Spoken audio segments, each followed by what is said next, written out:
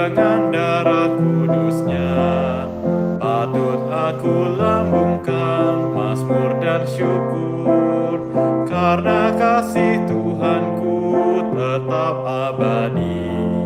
Kasih Tuhan sungguh besar, rahmat Tuhan tak terperi. Yesus Tuhanku, penebus penolongku, ajaiblah Tuhan juru selamatku. Baik, terima kasih Romo Thomas sudah hadir di acara hari ini. Selamat pagi untuk yang di Indonesia dan sekitarnya. Selamat malam untuk yang di Amerika. Hari ini kita memasuki sesi kelima dari 9 sesi pelajaran iman yang berpikir untuk dengan tema besar memahami manusia sebagai ciptaan Tuhan. Dan malam ini kita memasuki tema kelima yang akan membahas mengenai makna kebertubuhan manusia. Romo Thomas, kami persilahkan untuk memulai memimpin doa dan pemberkatan untuk memulai acara ini. Silakan Romo. Terima kasih Gemma. Mari kita mulai dengan doa singkat dalam nama Bapa dan Putra dan Roh Kudus. Amin.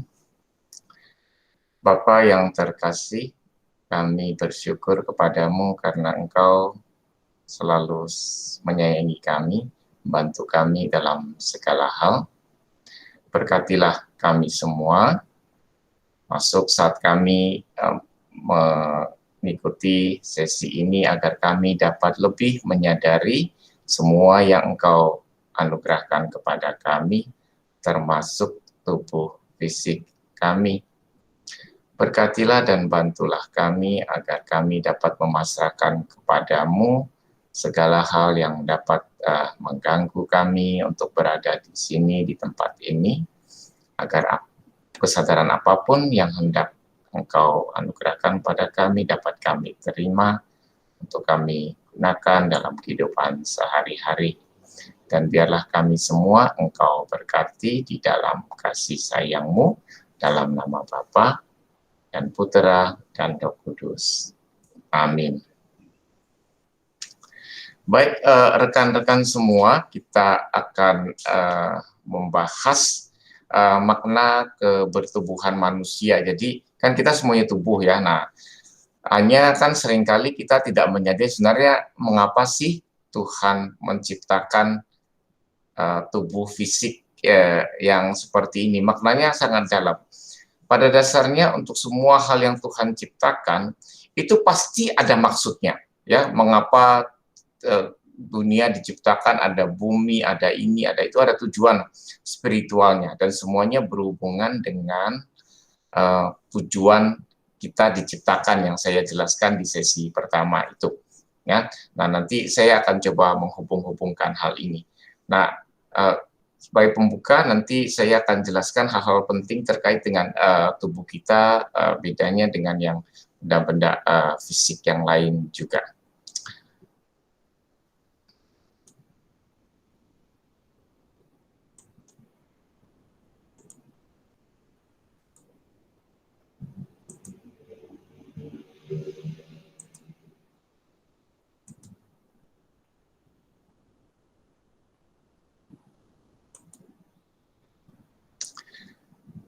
Makna kebertubuhan manusia, ya. Apa pentingnya tubuh manusia ini? Nah, pertama-tama harus kita sadari bahwa tubuh manusia adalah bagian intim dari diri kita, ya, sangat erat dengan kita. Nah, buktinya apa? Apa yang kita alami dalam hidup sehari kalau tubuh itu bagian intim dari diri kita? Pertama, kita pertama-tama dikenal oleh orang lain melalui kehadiran tubuh fisik, ya. Jadi kita mengidentifikasi orang itu ada atau enggak, ya nggak ada cara lain kecuali lihat tubuh fisiknya, ya. Nah, sama seperti kita sedang mengadakan sesi secara online, ya kita mau melihat wajah yang ikut begitu ya. Namanya ada, videonya nggak ada, kita nggak terlalu bisa mengidentifikasi. Kehadiran tubuh fisik kita jadi penanda bahwa kita hadir begitu. Maka ini menunjukkan betapa pentingnya tubuh fisik kita. Ya, nah dari tubuh fisik baru nanti kalau kita mengadakan pembicaraan baru masuk lebih dalam ya ke dalam apa yang ada pada orang itu. Tapi pertama-tama harus lewat tubuh fisik dulu. Lalu kedua, nah kita misalnya ya sering merasa tersinggung kalau orang lain berkomentar memandang rendah kondisi fisik kita ya. Misalnya ada yang komentar, kamu kok tambah gemuk, oh kamu begini begitu ya. Mengapa kita bisa merasa tersinggung? Karena memang tubuh kita itu penanda diri kita sebetulnya ya. Maka kalau kita diberi komentar yang kita rasakan nggak adil, nggak benar dan sebagainya, kita bisa tersinggung, kita marah. Nah ini juga yang sekarang sering terjadi ya, lewat bullying ya, juga banyak marak terjadi secara online juga, orang memberi komentar negatif terhadap keadaan fisik orang lain. Nah itu menandakan tubuh itu memang bagian intim dari diri kita. Nah, ketika tubuh fisik melemah saat sakit, ya semangat hidup atau kondisi jiwa kita pun ikut turun. Ya, jadi keadaan jiwa kita tuh sangat dipengaruhi oleh keadaan fisik kita. Ya, apalagi kalau kita merasa, aduh sakitnya kok nggak sembuh-sembuh atau tambah parah. Nah, kondisi jiwa kita juga akan ikut turun.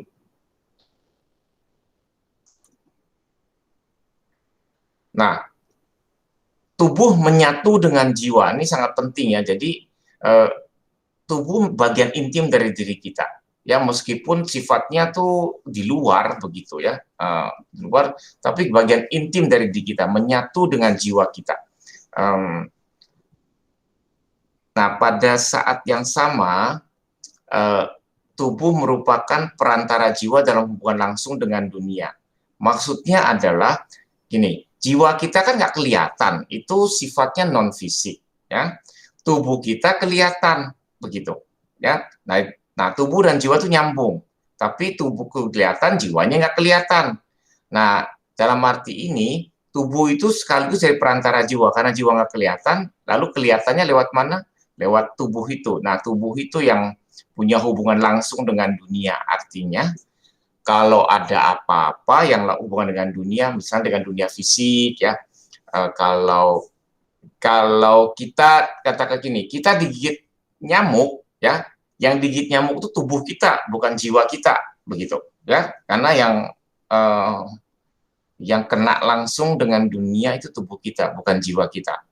Ya kalau digigit nyamuk lalu terjadi penyakit malaria yang kena tubuh kita dulu. Nah habis itu kalau tambah parah, nah jiwa kita bisa ikut jadi lemes juga, kata aduh kok nggak sembuh-sembuh dan sebagainya. Ya, jadi tubuh menyatu dengan jiwa, tapi sekali perantara jiwa, maksudnya itu semacam agen di tengah lah dalam hubungan kita dengan dunia.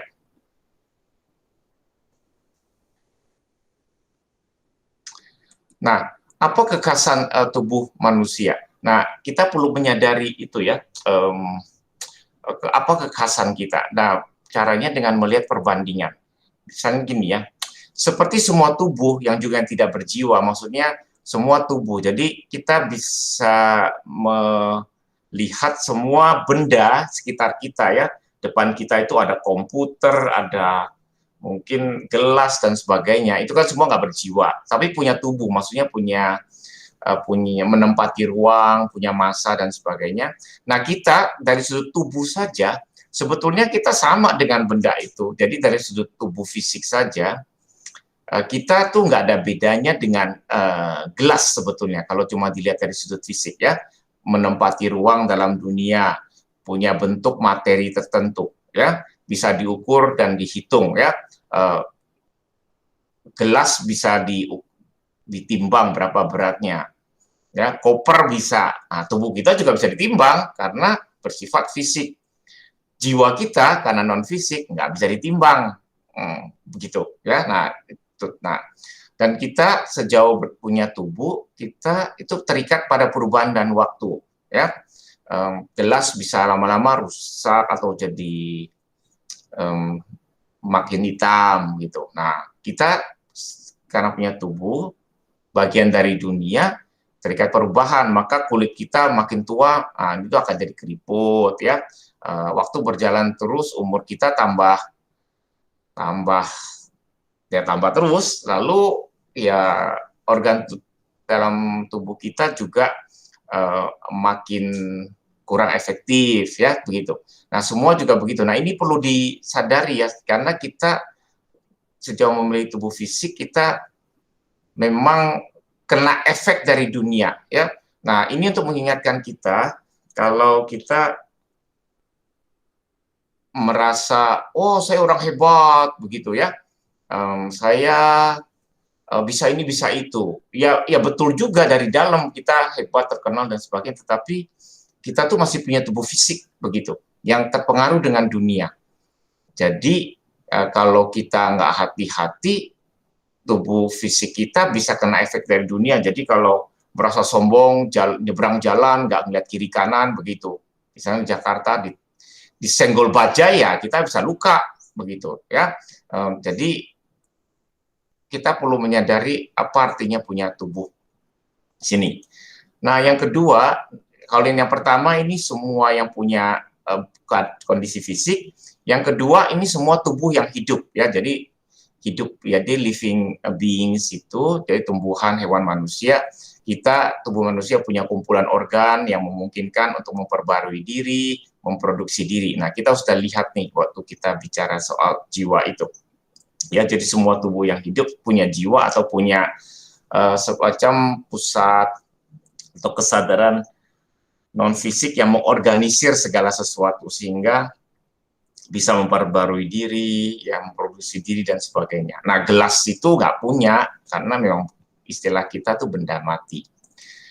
Nah, lebih khusus lagi ya sebuah tubuh hewani ya. Jadi untuk hewan, tubuh manusia dilengkapi dengan panca indera yang membuatnya sadar akan lingkungannya dan bereaksi secara afektif.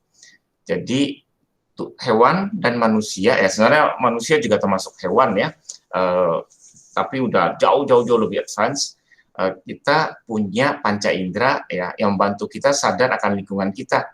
Ya, dalam hal ini kita sama juga dengan kucing yang bisa lihat ada makanan enak ya, bisa menjauhi hal yang dianggap membahayakan. Nah, itu bisa, dan bereaksi secara afektif. Afektif itu maksudnya menyangkut perasaan begitu ya, atau senang atau benci dan sebagainya. Nah, ini dimiliki oleh semua tubuh ya, seperti termasuk tubuh hewan juga. Nah, sekarang kita lihat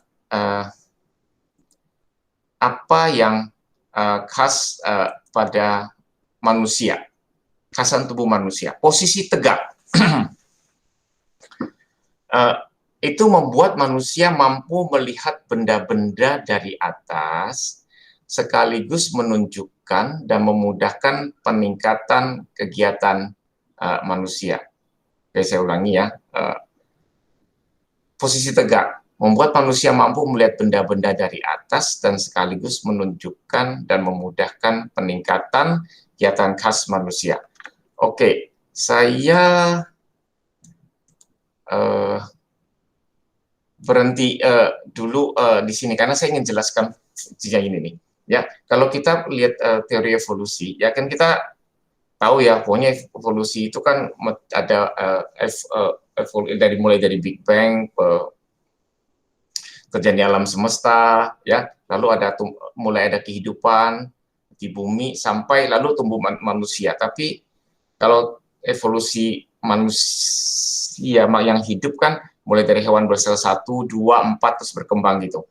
Nah, evolusi manusia sampai di situ. Nah, kalau kera kan ini perantara sebelum sampai pada manusia. Tapi kalau dari hewan kan ini 4 kaki, ya. Nah, lama-lama kalau kita lihat keluarga besar kera begitu kan, ada yang jalan dengan 4 kaki, atau ada yang mulai berantar dari 2 kaki, tapi tangannya masih pakai manjat-manjat dan sebagainya. Lalu manusia itu mulai gerak ke atas gitu, ya, badannya terangkat ke atas. Gitu.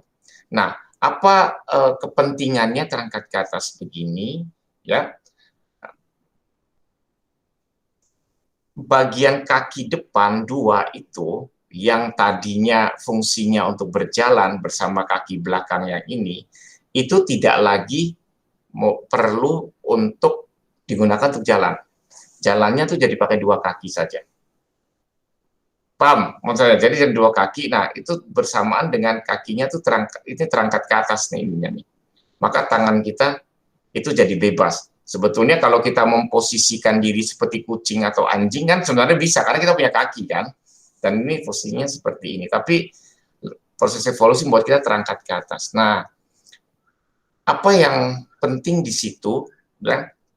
Nah, karena ini terangkat ke atas, wajah kita ikut terangkat begitu. Begini.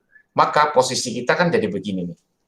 Nah, ini pentingnya untuk membantu kita meningkatkan kegiatan kita dalam melakukan kegiatan khas manusia. Apa kegiatan khas manusia?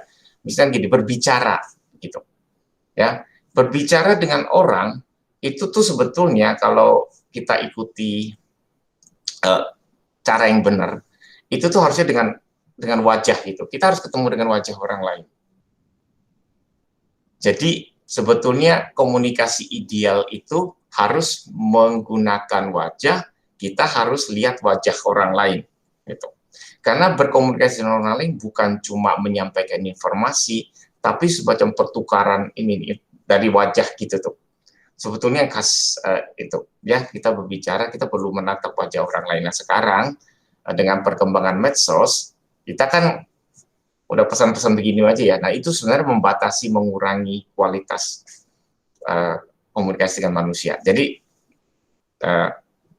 itu salah satu signifikasi penting dari itu wajah terangkat ke atas begitu ya. Ini karena diangkat ke atas ini lewat proses evolusi panjang. Gitu.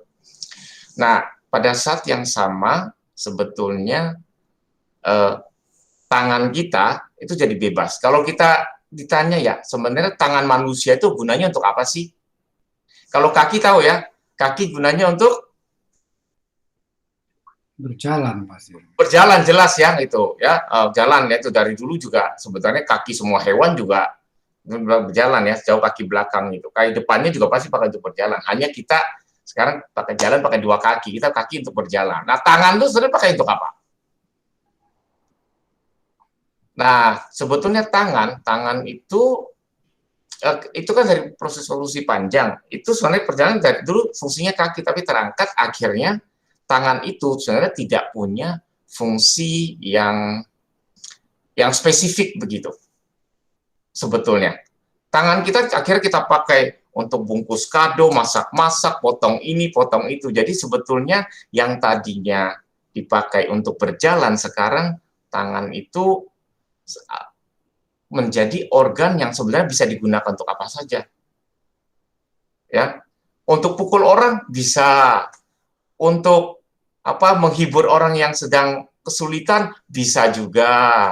Ya, apa aja tuh bisa sebetulnya gitu. Tapi itu diharapkan kita tuh menggunakan tangan untuk hal yang baik begitu, ya. Hal yang baik itu maksudnya hal yang lebih sesuai dengan martabat kita karena sudah dibebaskan dari fungsi berjalan di depan jalan itu gitu. Jadi dengan wajah terangkat ke atas ya, lalu tangan tidak lagi berfungsi dipakai untuk fungsi untuk berjalan. Nah, bisa digunakan untuk banyak hal lain sebetulnya. Nah, kita sebetulnya masih membawa karena proses evolusi ya, membawa sifat-sifat yang hewani juga kan kita. Ya, jadi begini, ini salah satu kekhasan manusia. Saya nggak tahu. Kalau katakanlah ini ya, kalau kita pergi restoran, terus order apa yang take away begitu ya. Katakan kita beli mie, terus ada kuahnya, lalu kuahnya itu kuahnya dimasukkan dalam plastik, ya, terus diikat begitu, ada ikatan gitu, terus kita bawa pulang, ya, gitu, ya, bawa pulang. Lalu kita mau makan, ya, mau makan. Nah, plastik yang isinya kuah itu kita buka pakai apa? Tangan pasti, Romo. Pakai tangan mau. Pakai tangan, ya, gitu. Kalau pakai tangan. Nah, kalau pakai tangan nggak bisa dibuka-buka, pakai apa? Pakai mulut, pakai gigi. Pakai pisau. Itu Yoshiko Pakai itu gunting, kalau gunting. gitu ya. Sebenarnya gini, apa bedanya pakai mulut dengan pakai gunting? Pakai gunting itu kita udah pakai inteligensi kita, karena itu nggak alamiah, karena ini otaknya pikir memang gunting dibuat untuk menggunting gitu. Tapi perlu otak yang menyadari bahwa itu bisa dipakai loh. Jadi meskipun guntingnya nggak kelihatan di depan kita bisa cari gunting untuk dipakai untuk gunting gitu. Ya. Tetapi kalau kita lalu pikir gunting, tapi nggak ada gunting di sini ya gitu. Nah akhirnya kita pakai cara alamiah, yaitu kita gigit begitu. Nah gigit ini sebetulnya ada di insting kita di belakang itu, karena itu bagian dari itu sifat kehewanan kita, kan ini bagian dari proses evolusi yang sangat panjang. Kalau gunting itu adalah bagian dari budaya, karena teknologi kita diajari gunting itu untuk ini, silet itu potong ini bagian dari peralatan manusia. Hewan tuh nggak ada kucing kita yang mau buka apa-apa lalu bisa cari gunting, itu nggak akan bisa, karena memang tidak pernah diintrodusir pada gunting itu, ya, pada peralatan itu. Nah manusia tuh bisa gitu, tapi itu untuk menunjukkan betapa kita tuh sudah melangkah jauh dari sifat yang hewani itu, supaya kita lebih bisa menghayati hidup lebih sesuai dengan martabat kita. Jadi sebetulnya kalau dalam konteks buka kantong plastik itu sebetulnya lebih manusiawi, lebih berbudaya kalau pakai gunting gitu. Kalau digigit itu agak barbar sebetulnya, tapi itu lebih praktis, lebih cepat gitu. Ya sebenarnya lebih barbar karena gitu ya. Nah itu sama aja, apa bedanya dengan kalau kita nonton National Geographic yang harimaunya gigi kita, sama aja gitu. Itu mah instingnya aja begitu ya. Tapi kalau kita gunting, ini udah ada budayanya nih sebetulnya. Jadi lebih rapi dan sebagainya begitu. Tapi itu terungkap di dalam diri kita sebagai manusia. Oke, saya lanjut dulu ya.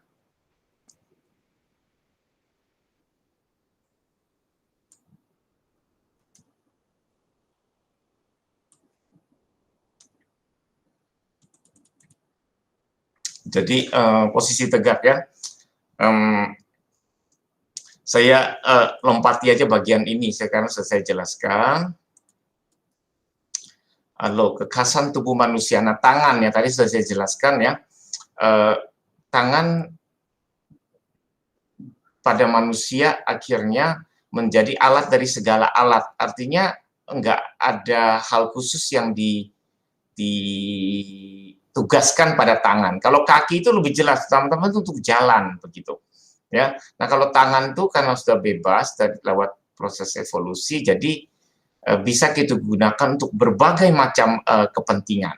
Ya, nah, Aristoteles menyebutnya sebagai alat dari segala alat, simbol dari instrumen inteligensi. Nah, sistem syaraf dan otak sangat kompleks ya, memungkinkan kita untuk mengetahui jumlah korelasi yang tak terbatas. Sebetulnya ini hanya khas pada manusia. Jadi sistem syaraf otak kita sangat kompleks. Dan susunan ada dua belahan otak yang asimetris memperlihatkan kekhasan manusia. Ya, kita mampu memproses banyak hal dalam kehidupan kita. Oke, apa makna spiritual tubuh manusia?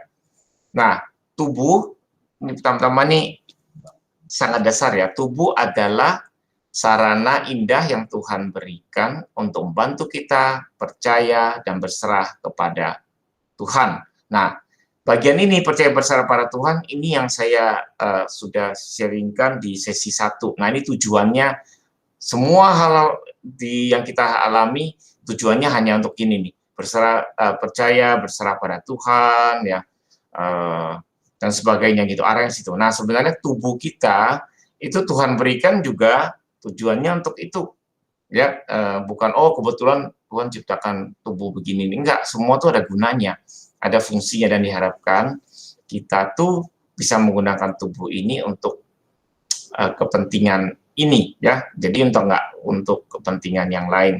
Nah, bagaimana caranya tubuh bisa digunakan untuk bantu kita percaya, berserah kepada Tuhan? Saya tunjukkan beberapa hal, ya. Ya, peran spiritual. 1, ya, ketika tubuh sedang sakit, ya, gitu, ya, nah kita sakit, ya, nah itu mengingatkan kita untuk berserah kepada Tuhan, nggak stres dan atau khawatir, ya. Nah, tentu saja sambil menjalani pengobatan. Jadi kita sambil berobat, nah tapi sebenarnya kan dalam diri kita misalnya khawatir, wah nanti sembuh atau enggak.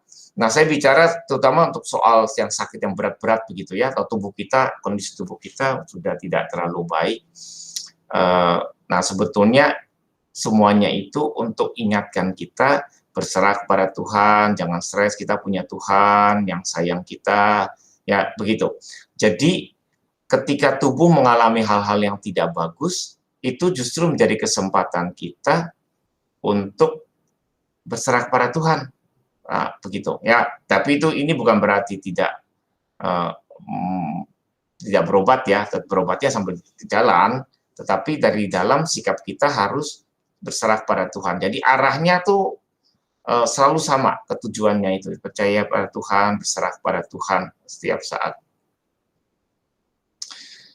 Lalu, nah, ketika tubuh terasa mengalami tekanan, maksudnya saya begini nih, kan kalau kita kerja begitu, aduh, kepala saya pening nih, ya, atau aduh, bahu saya itu kencang sekali. Nah, itu sebetulnya tanda kita tuh sudah menekan-nekan tubuh kita. Tubuh itu nggak boleh ditekan, ya. Itu tandanya dari dalam kita sangat mementingkan apa yang sedang kita lakukan.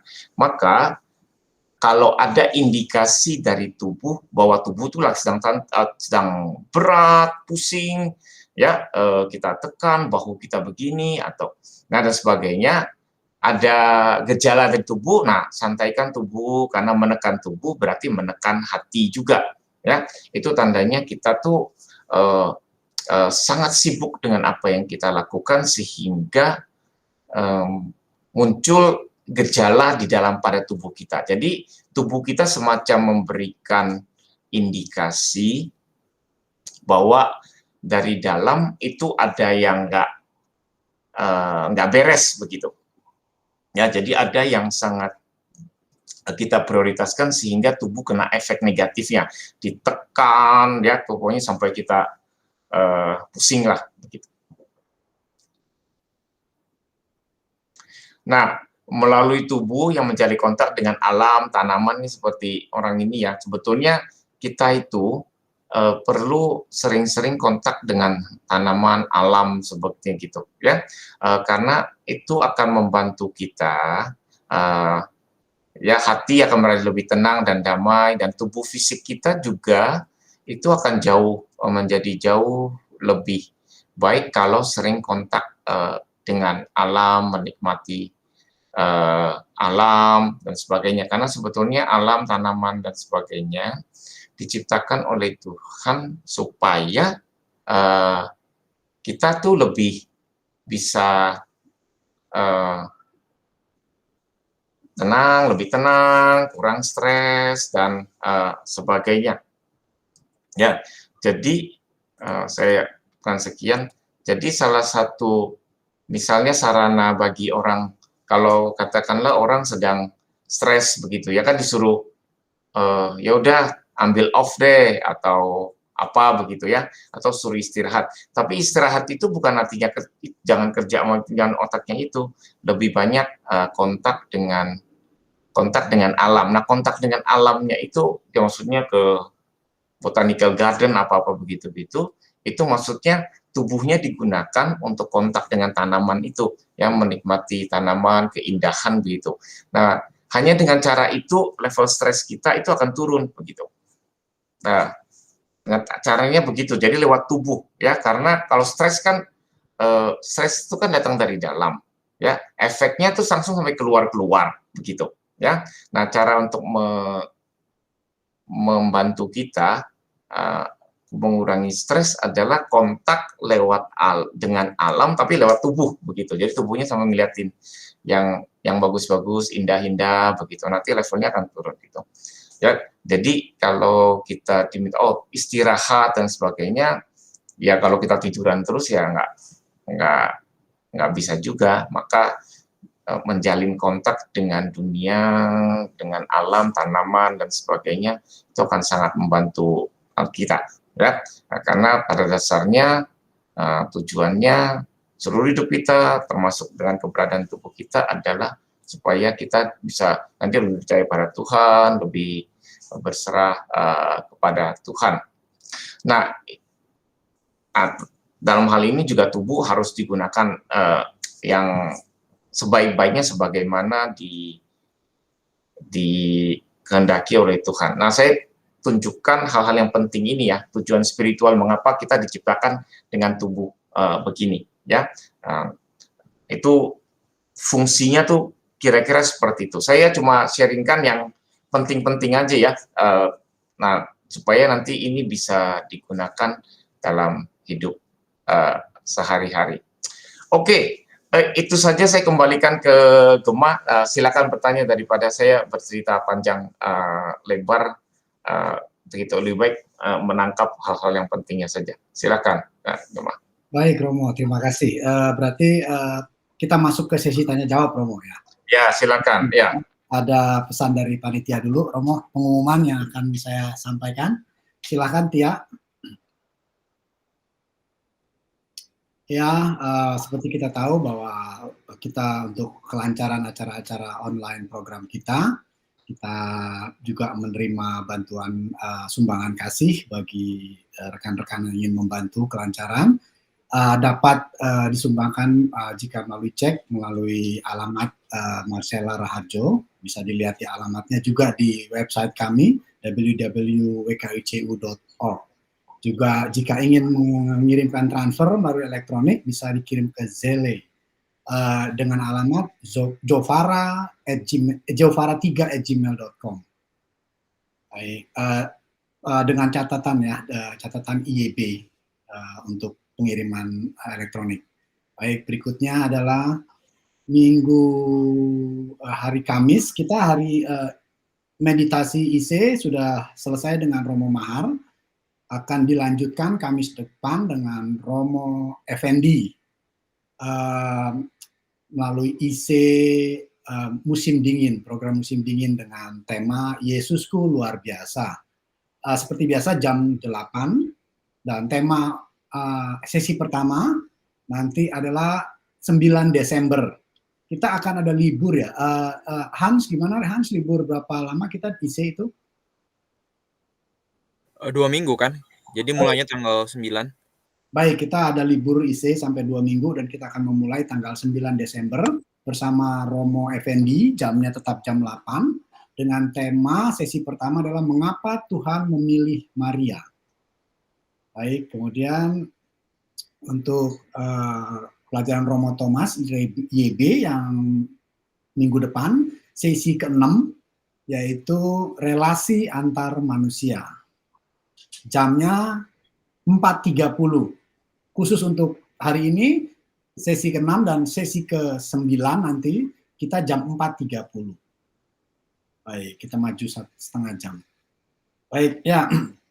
Terima kasih Romo atas pelajarannya, pembahasannya. Silakan yang mau bertanya, silakan mempersiapkan pertanyaannya mengenai tadi makna kebertubuhan dan hubungannya tubuh kita dengan pendekatan spiritual kita. Silakan, ada yang ingin bertanya? Silakan membuka mic. atau melalui chat. Saya akan bacakan. Baik, sambil menunggu, saya juga mau nanya tadi, Romo. Iya, bagus sekali. Tadi saya mengerti bahwa dalam perkembangannya, pada akhirnya kita berdiri di dua kaki, Romo ya, dan kita mempunyai tangan yang bebas, yang dikatakan oleh Aristoteles sebagai alat dari segala alat. Memang benar kita bisa menggunakan tangan kita untuk melakukan apapun, berbuat apapun, mengerjakan apapun, begitu ya. Fungsinya lebih banyak dari sekedar membantu mengayuh kaki untuk berjalan, gitu kan, seperti binatang. Yang jadi pertanyaan saya, Romo, ketika kita memahami, tadi Romo jelaskan dari makna kebertubuhan kita, kaki, tangan, panca indera, begitu loh. Terus Romo katakan bahwa ya ini semua ketika kita mengalami tekanan pada tubuh kita, ya kita bisa berhubungan dengan alam, ke pantai, kemana kita bisa menurunkan tensi dari kesetresan dan tekanan kita. Yang jadi lalu bagaimana tubuh kita, tangan, kaki, dan panca indera segala macam itu bisa mengarahkan kita kepada spiritual, hal-hal yang spiritual, Romo. Karena ketika saya ada tekanan, saya ke gunung sudah tenang, saya ke laut sudah tenang, saya berasa tidak membawa saya ke hal yang spiritual. Toh ke pantai atau ke gunung saya sudah lebih tenang. Dan ada sebagian orang bilang ya ketika ada tekanan ya, ayo kita happy ke kafe, kita ngopi, kita ngebir atau apa kayak begitu, Romo. Nah, lalu yang saya bagaimana, Romo, setelah kita paham tentang kebertubuhan itu mengarahkan kita kepada ke spiritual. Oke, terima kasih Gema, ini pertanyaan yang sangat penting ya. Jadi gini nih, yang inti spiritual sebetulnya inti spiritual itu adalah relasi kita langsung dengan Tuhan, hubungan langsung dengan Tuhan. Ya, inti spiritual sebetulnya. Ya, oke. Nah, hubungan langsung dengan Tuhan hanya bisa dilakukan lewat jalur hati, begitu. Ya, kalau kita mau hubungan langsung dengan orang ya, yang paling utama pakai hati, jangan pakai otaknya, gitu. Ya, sama dengan kalau ngomong dengan anak, teman, itu semua kalau mau benar, idealnya ngomongnya dengan hati, jangan begini ya, hatinya nyambung dulu, begitu. Yang lain-lain lebih gampang. Yang susah tuh hati nggak nyambung, terus ngomongnya dari otak melulu. Nah, ini kita akan banyak berantemnya, begitu. Ya, kalau hati nyambung kan gitu. Jadi sama, relasi antar manusia harus terhubung lewat hati. Relasi dengan Tuhan terhubungnya lewat hati. Itu spiritual core-nya itu sebenarnya cuma yang itu tuh, yang hubungan dengan hati. Nah, yang lain-lain sebetulnya mendukung itu, ya, mendukung untuk proses hatinya itu. Percaya harus lewat hati. Percaya itu nggak bisa lewat otak, percaya harus lewat hati. Berserah kepada Tuhan harus lewat hati, nggak bisa cuma lewat otak, begitu. Ya, tahu aja nggak cukup, di sininya harus berserah. Ya begitu. Nah, sekarang lalu tubuh gimana? Nah, tubuh kan pada dirinya nggak bisa dipakai untuk serahkan, harus lewat hati. Tapi tubuh dan hati itu nyambung, begitu. Ya. Setiap kali tubuh mengalami tekanan, hatinya juga ditekan. Kalau hati ditekan, hati tidak bisa dipakai untuk hubungan langsung dengan Tuhan, begitu, dengan itu. Kalau hati ditekan, aduh sakit gini, nah kita relasi dengan orang juga susah, begitu. Ya, nah karena itu setiap kali kita mengalami misalnya tekanan apa gitu, kita lebih santai, begitu ya. Kita masuk entah ke pantai, pokoknya tempat yang indah lah, nggak usah itulah kalau di luar rumah tuh ada taman dikit, ada pohon, kita nikmati, lihati, begitu ya, supaya lebih santai, supaya hatinya nggak ditekan, begitu.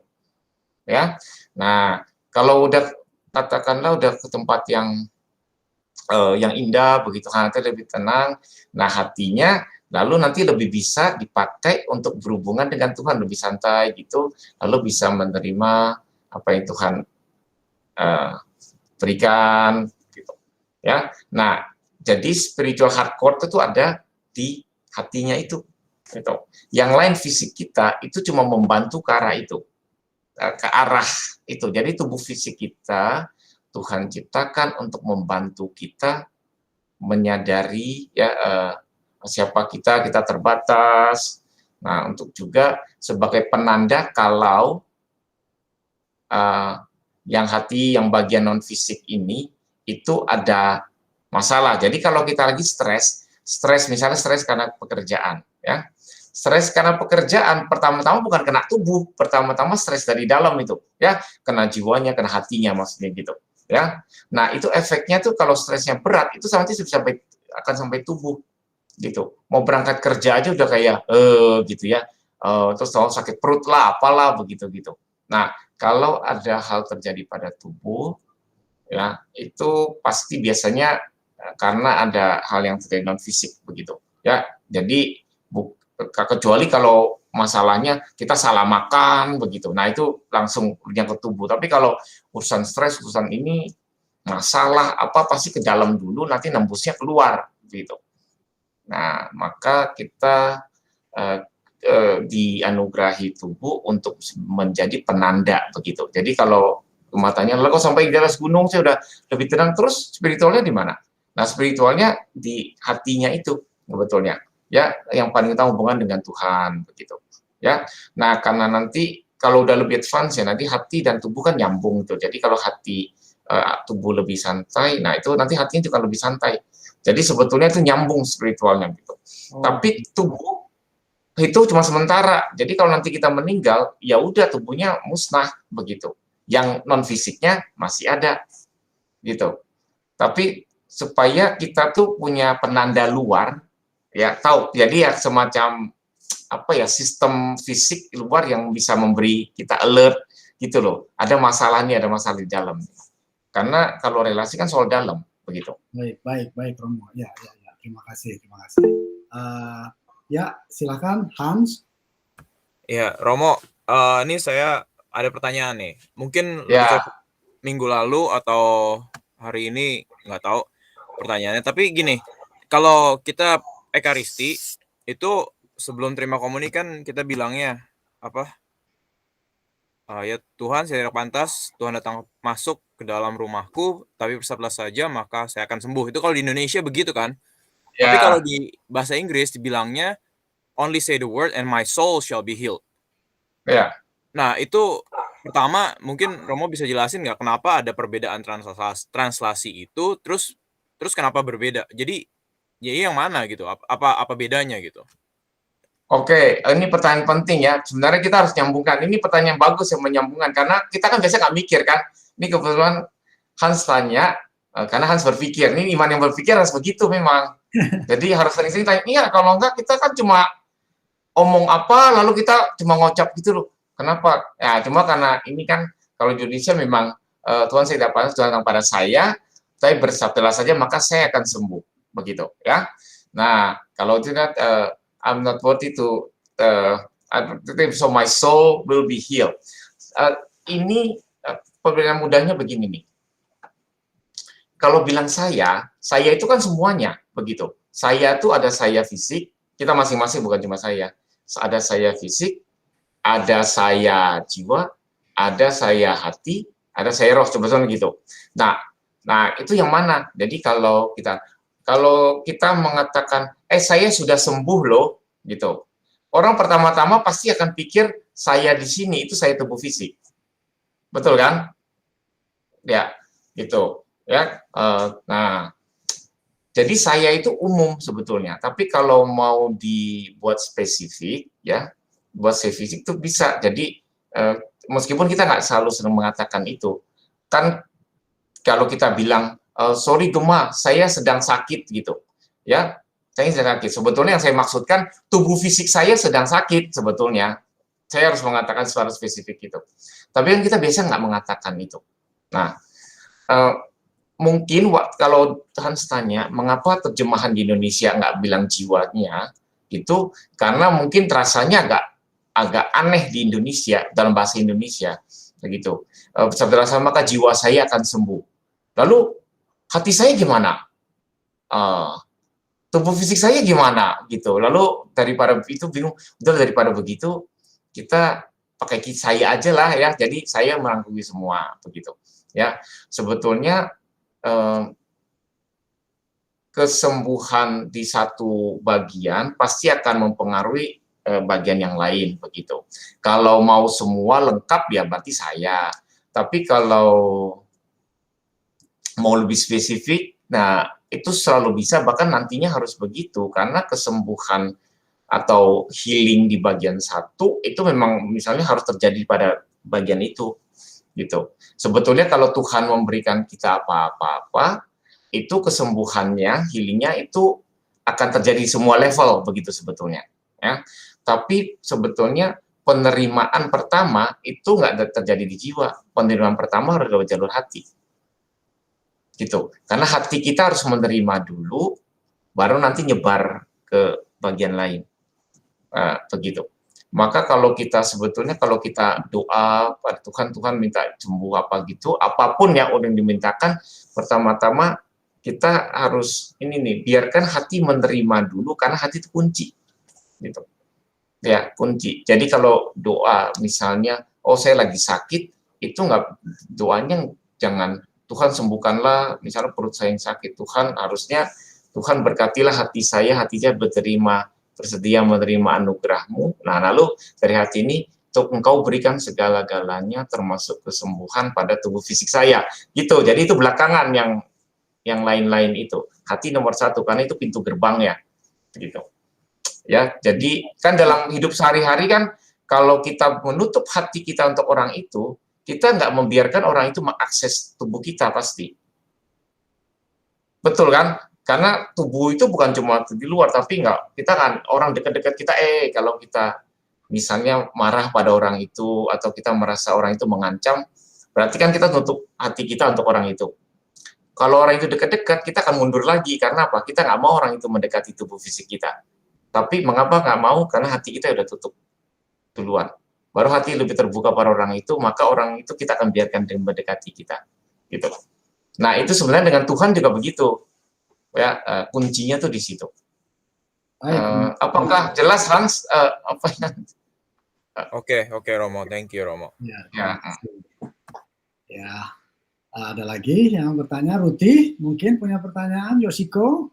Oke, mungkin kalau ada yang tanya, saya jelaskan yang soal itu ya. Mungkin ada beberapa menit. Baik. Ya, Romo. Ya, minggu lalu kan ada itu ya soal akal budi ya.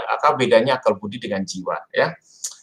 Jadi intinya gini nih, akal budi itu bagian itu semacam software perangkat yang nggak fisik dari otak sebetulnya. Nah, gunanya apa? Kita berpikir segala macam. Itu kan sebenarnya yang berpikir itu yang soal mind itu akal budinya ya gitu. Nah, bedanya apa? Nah, ini tuh cuma bekerja waktu kita hidup. Kita cuma bisa mikir waktu kita hidup gitu. Jiwa itu non fisik ya. Itu masih ada pada saat kita waktu kita meninggal. Jadi kalau sekarang kita planning, saya nanti mau ke Auckland, saya mau ke gini itu otaknya itu jalan tuh, maksudnya gitu. Tapi nanti kalau sudah meninggal, ini nggak bisa jalan lagi, nggak bisa buat planning apa-apa. Jiwanya masih ada, jiwanya non fisik masih ada, gitu. Tapi jiwa itu lebih banyak isinya tuh perasaan, emosi negatif apa-apa begitu. Nah, ya, nah nanti kalau otak nggak bisa dipakai untuk berpikir, iya loh saya harus doa begitu. Nah itu otak tuh ingat kan. Tapi nanti doanya pakai hati gitu. Nah tapi kalau jiwa tetap ada sama kita, bahkan sesudah kita meninggal. Yang akal budi enggak. Maka kalau orang udah meninggal nggak bisa planning, planning mau kemana apa. Kalau kita sekarang bisa gitu. Kita punya akal budi, kita punya jiwa. Ya, nah kalau jiwa kayaknya lagi marah-marah begitu, ya, otak kita bisa ingatkan, nggak boleh gitu, marah melulu begitu. Nah, itu bisa, itu termasuk fungsi akal budi itu dalam hidup. Ya, nah, tapi kalau sudah meninggal atau nanti udah demensia, kemampuan otak berkurang, nah itu kemampuan mengontrol juga berkurang. Waktu meninggal ini udah nggak bisa dipakai lagi nih, completely off, gitu. Nah, sisanya adalah yang non fisik jiwa. Nah, kalau isinya banyak emosi negatif, nah nanti jiwanya jadi marah-marah begitu. Gitu. Ya, itu sama-sama non fisik karena perangkat kita berpikir kan nggak kelihatan sebetulnya. Otaknya kelihatan, tapi ininya enggak, tapi cara kerjanya beda. Ya, itu kira-kira. Baik Romo, terima kasih. Dan, Oke, ini tinggal 4 menit lagi, saya ada webinar lagi ya. Kalau ada yang ingin tanya, kumpulkan aja dulu pertanyaan, nanti bisa saya jawab minggu depan. Ya, kan ini masih berapa sesi ya, jadi kalau tidak bisa dijawab minggu depan pun masih bisa dijawab di sesi-sesi berikut saat waktu saya lebih panjang begitu. Ya, betul. Terima kasih Romo. Ya, baik bagi para peserta yang hadir, jika ingin ada pertanyaan bisa dikirimkan ke melalui email, bisa kirimkan ke mana Tia? Kita biasa kirim email itu? Ke Wikicu Ketua kan? Iya, kirimkan ke wkicuketua@gmail.com semua pertanyaan. Hari ini Romo Thomas ada acara lagi, sepertinya kita hanya pas 1 jam, 3 menit lagi. Jika masih ada pertanyaan silahkan kumpulkan, dan ya terima kasih Hans, itu wkicu.ketua@gmail.com. Kita akan bahas untuk minggu depan. Hari ini kita sudahi. Silakan Romo bisa menutup dengan doa dan berkat bagi kita Romo. Terima kasih Romo sebelumnya. Terima kasih para hadirin yang datang. Oke ya, kita tutup sesi kita dengan doa ya. Nah, kalau doa ya pokoknya santai, pakai hati ya. Nah, itu. Dalam nama Bapa dan Putra dan Roh Kudus. Amin. Bapa yang terkasih, kami bersyukur padamu atas semua anugerah-Mu kepada kami. Juga dalam sesi pada hari ini mengingatkan kami akan pentingnya tubuh yang Kau berikan kepada kami. Berkatilah dan bantulah kami agar kami dapat menggunakan tubuh kami sesuai dengan kehendak-Mu saja. Berkatilah dan bantulah kami agar setiap saat kami semakin percaya, berserah kepadamu, apapun situasi yang kami alami. Biarlah untuk semua tujuan ini, untuk apapun yang kami lakukan, Engkau berkati kami di dalam kasih sayang-Mu, dalam nama Bapa dan Putra dan Roh Kudus. Amin. Amin. Terima kasih Romo. Baik, terima kasih semuanya, Gemas semuanya. Sampai. Oke, thank you Mas. Thank you, Romo. Thank you. Bye. Ya. Thank you, Bye. Romo. Bye.